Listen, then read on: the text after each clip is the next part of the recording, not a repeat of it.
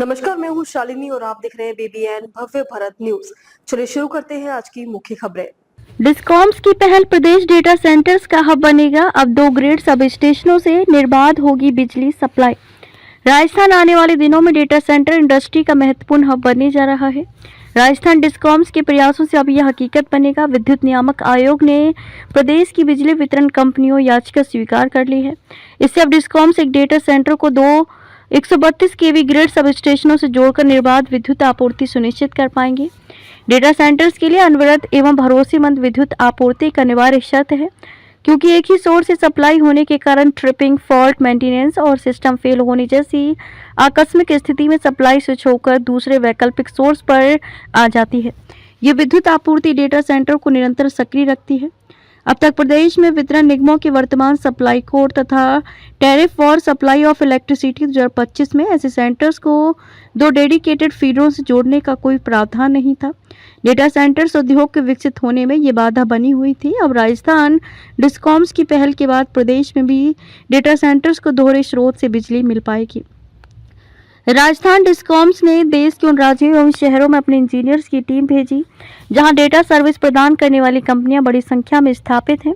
Engineers प्रमुख data सेवा प्रदाता कंपनी एनटीटी और एसटीटी के वापी, मुंबई तथा नोएडा स्थित ग्लोबल डेटा सेंटर्स पर गए और वहां इन सेंटर्स के विकसित होने के बारे में अध्ययन किया। इसमें यह सामने आया कि एक ही सिस्टम से पावर सप्लाई होना इस इंडस्ट्री के विकसित होने की राह में एक बड़ी बाधा है। इंजीनियरों की इस टीम ने अपनी रिपोर्ट दी, जिसके आधार पर डिस्कॉम्स ने नियामक आयोग के समक्ष डेटा सेंटर्स को दोहरे स्रोत से विद्युत आपूर्ति की अनुमति प्रदान करने के लिए अपनी याचिका प्रस्तुत की। इस पर आयोग ने 21 जनवरी को आदेश पारित कर डिस्कॉम्स को दोहरे स्रोत से विद्युत सप्लाई करने की अनुमति प्रदान की। राजस्थान विगत समय में तेजी से डिजिटल परिवर्तन के दौर से गुजर रहा है। आर्टिफिशियल इंटेलिजेंस के बढ़ते उपयोग, ऑनलाइन सेवाओं की हर स्तर तक पहुंच, राजकीय कार्यों में सूचना तकनीक के बढ़ते इस्तेमाल, हर हाथ में मोबाइल आदि के कारण डेटा की खपत लगातार बढ़ी है। डेटा सेंटर्स इस पूरे डिजिटल इकोसिस्टम के केंद्र होते हैं जो संपूर्ण सूचना प्रवाह को प्रोसेस और मैनेज करते हैं।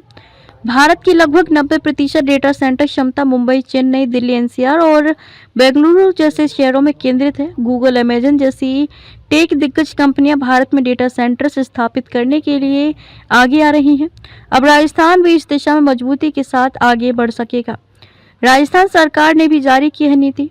मुख्यमंत्री भजनलाल शर्मा के नेतृत्व में राज्य सरकार ने डेटा सेंटर्स की उपयोगिता को देखते हुए राजस्थान डेटा सेंटर पॉलिसी 2025 लागू की है। इसमें डेटा सेंटर सेक्टर को विकसित करने के लिए कई तरह के प्रोत्साहन एवं अन्य निर्णय लिए गए हैं।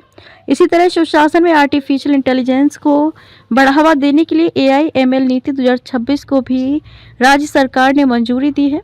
इन नीतियों की सफलता एवं राजस्थान को डेटा सेंटर का हब बनाने के लक्ष्यों की प्राप्ति में राजस्थान डिस्कॉम्स की ये पहल एक मजबूत कड़ी साबित होगी।